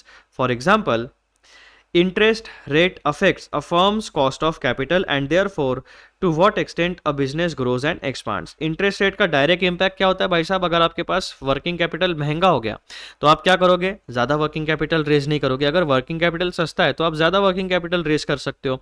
ज़्यादा financial resources है, इसका मतलब क्या? आप ज़्यादा अपने business में इन्वेस्ट कर सकते हो, ठीक है। तो इस तरीके से ये सारी चीजें काम करती है। Exchange rate affects the cost of exporting goods and the supply and price of imported goods in an economy. Exchange rate के ऊपर डिपेंड करेगा कि आपकी इकोनॉमी एक्सपोर्ट ओरिएंटेड इकोनॉमी है या इंपोर्ट ओरिएंटेड इकोनॉमी है। अगर आपकी करेंसी स्ट्रांग है तो आप ज़्यादा इंपोर्ट कर पाओगे, और अगर आपका जैसे यूएस डॉलर और अगर हम इंडियन रुपीस की बात करें तो $1 is way more, $1 is equals to, अभी रफली समझ पे चलो आप 80 रुपीज़ वगैरह होता होगा, है ना। मैंने एग्जैक्ट अभी रेट देखा नहीं है, मैं आपको एक अंदाज़ा बता रहा हूँ।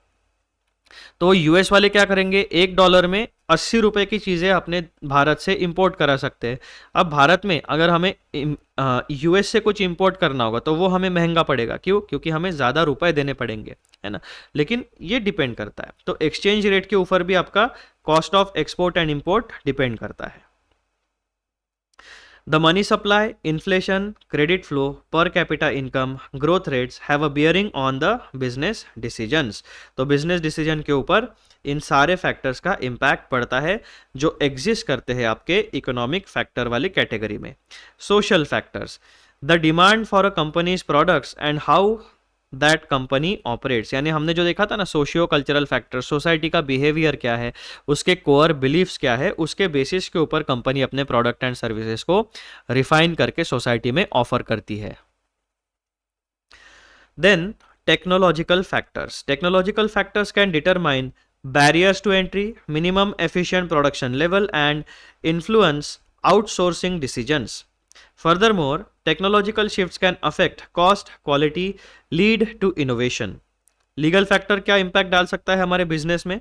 How a company operates, cost क्या होगी हमारी कंपनी के ऑपरेशन की, the demand for its products and ease of doing business, ये सारे लीगल फैक्टर में आते हैं। एनवायरमेंटल फैक्टर्स में कौन सी चीज़ें हमें कंसिडर करनी होती है? Tourism, farming, insurance, growing awareness to climate change is affecting how companies operate and the products they offer. It is both creating new markets and diminishing or destroying existing ones. अब जो हमने पेसले analysis किया उसका complete summary एक table में। On the basis of this it should be possible to identify a number of key environmental influences which are in effect the drivers of change. These are the factors that require to be considered in making meaningful decisions. Take a look at the table given below. Political में हम क्या क्या देखेंगे भाई साहब?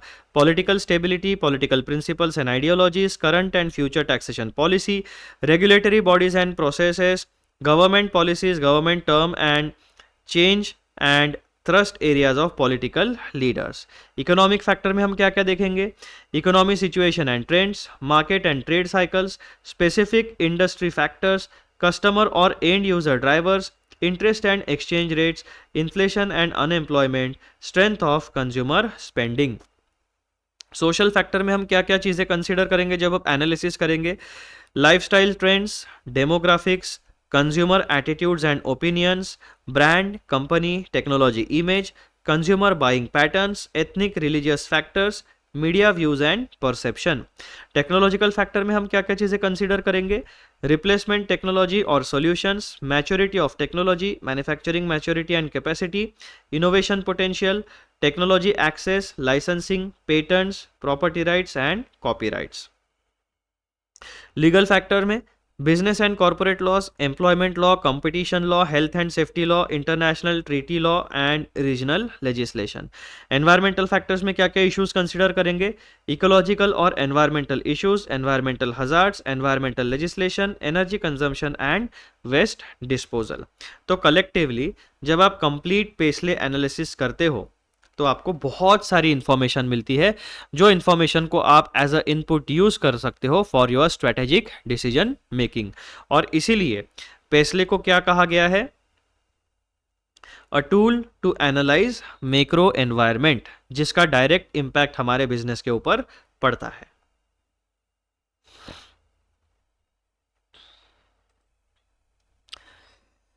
Now we are going to revise topic number 10, internationalisation of business. इसका introduction देखो.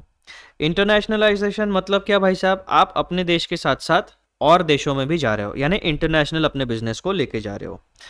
Internationalisation has emerged as the dominant commercial trend over the last couple of decades. जब से ग्लोबलाइजेशन का ट्रेंड आया है तब से इंटरनेशनल बिजनेसेस ज़्यादा ग्रो हुए हैं. It enables businesses to enter new markets in search of greater earnings and less expensive resources. जैसे क्या हुआ?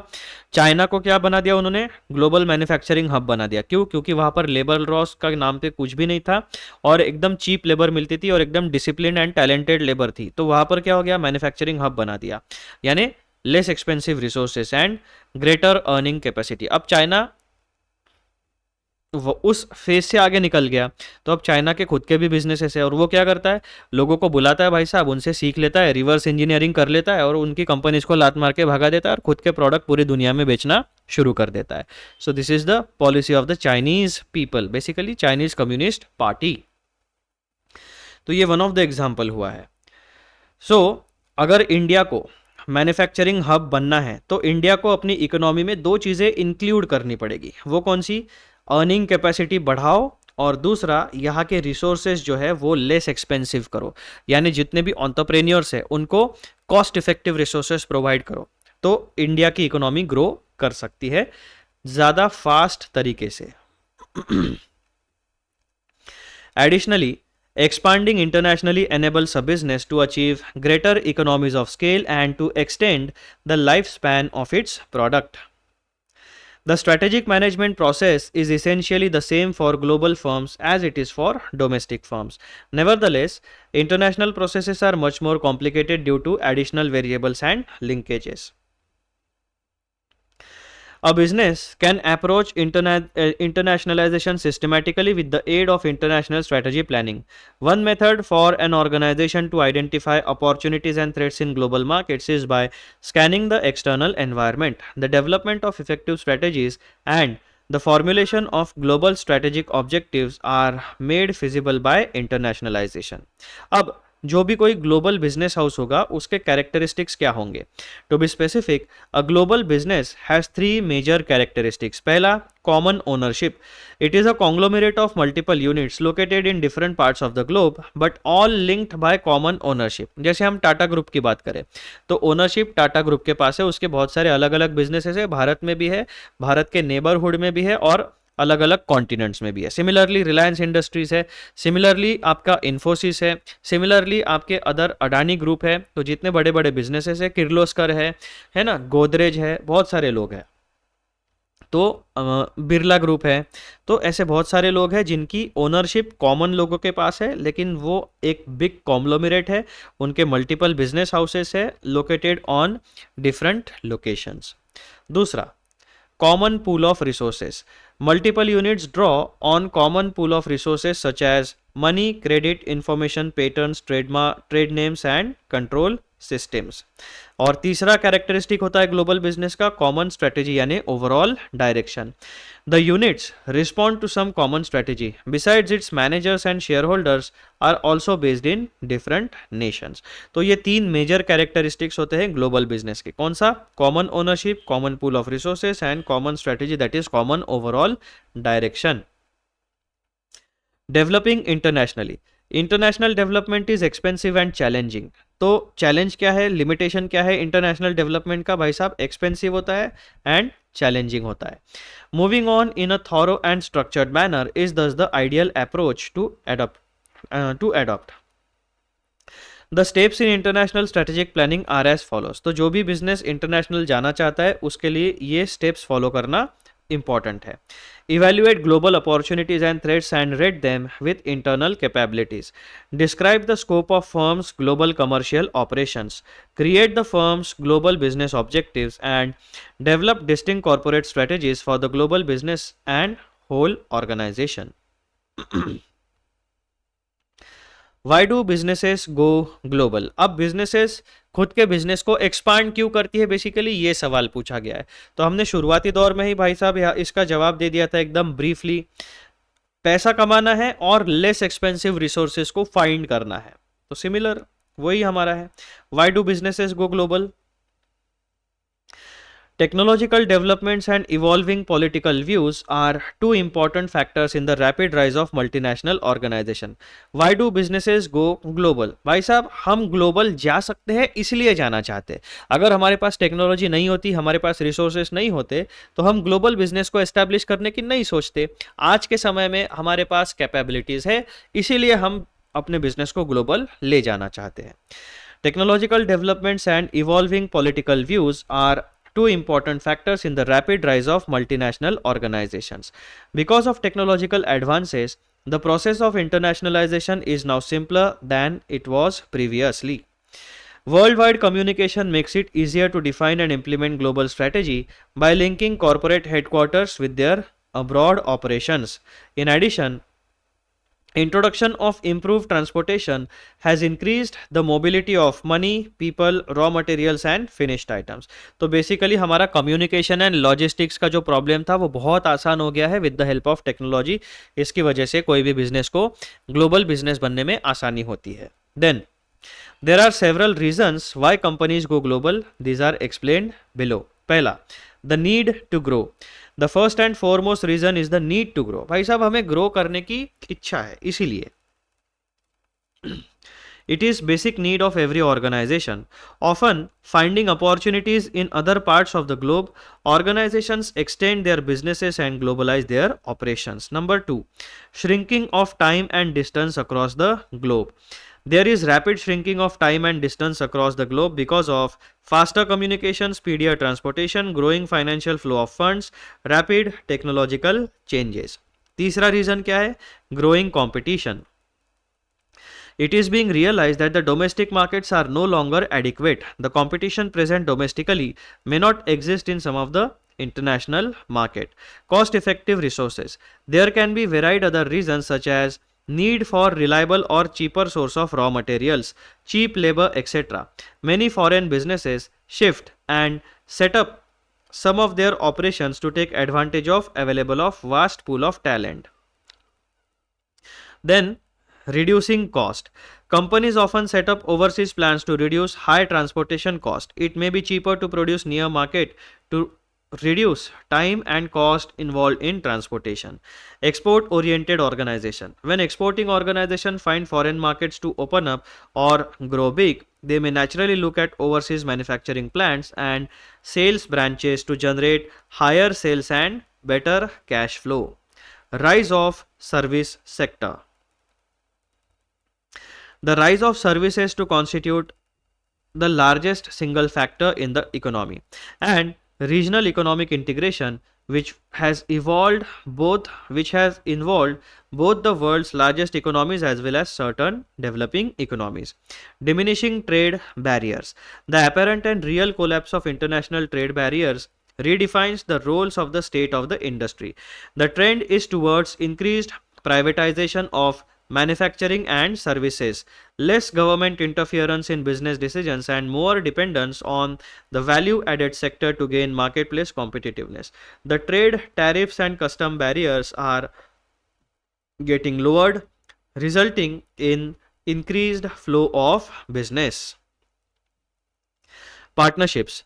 Globalization has made companies in different countries to form strategic alliances to ward off economic and technological threats and leverage their respective comparative and competitive advantages. Topic number 11, international environment. उसका introduction देखो. The social, cultural, demographic, environmental, political, governmental, legal, basically जितने भी हमारे factors थे, faces are nearly limitless, यानी ये बहुत सारे काउंटलेस फैक्टर्स होते हैं. And the number and complexity of these factors increase manifold as the number of products produced and geographic area served increase. आप जितना ज़्यादा एक्सपांड करोगे उतने ज़्यादा चैलेंजेस आपके लिए बढ़ेंगे. ये बेसिक पॉइंट यहाँ पर बताने की कोशिश की गई है.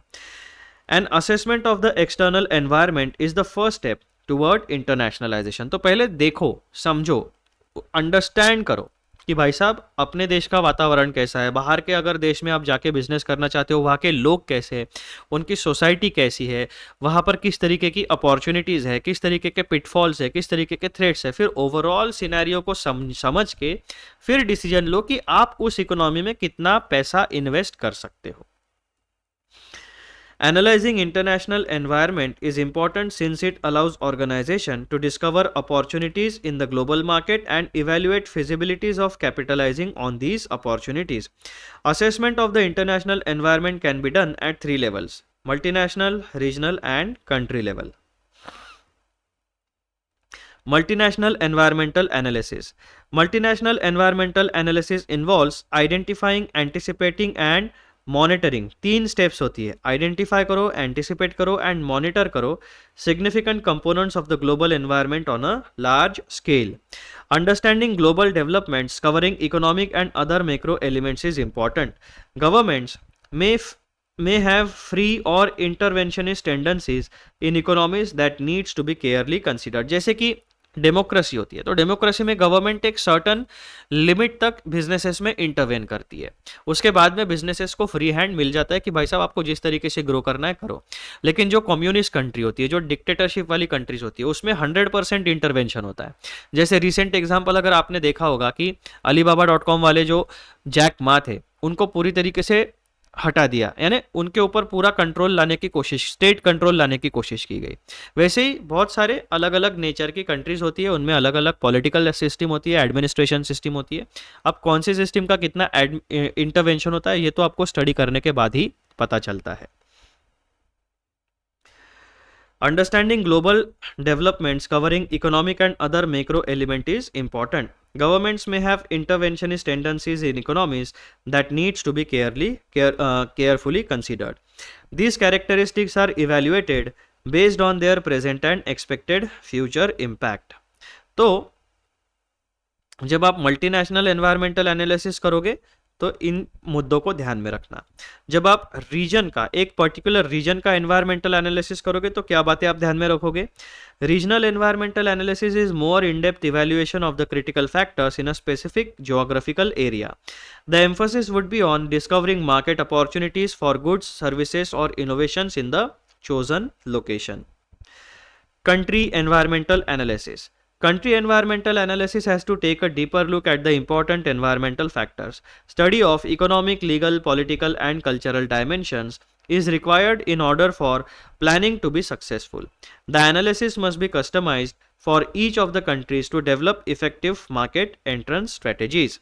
Importance of studying and understanding international business environment. अब as a student of strategic management, as a chartered accountant, international business environment आपको क्यों पढ़ना चाहिए. सिमिलर जैसे बिजनेसेस को अपॉर्चुनिटीज एंड थ्रेट्स के बारे में पता होना चाहिए, सिमिलरली एज अ प्रोफेशनल आपको भी पता होना चाहिए कि आपके करियर ग्रोथ की अपॉर्चुनिटीज कहाँ पे है.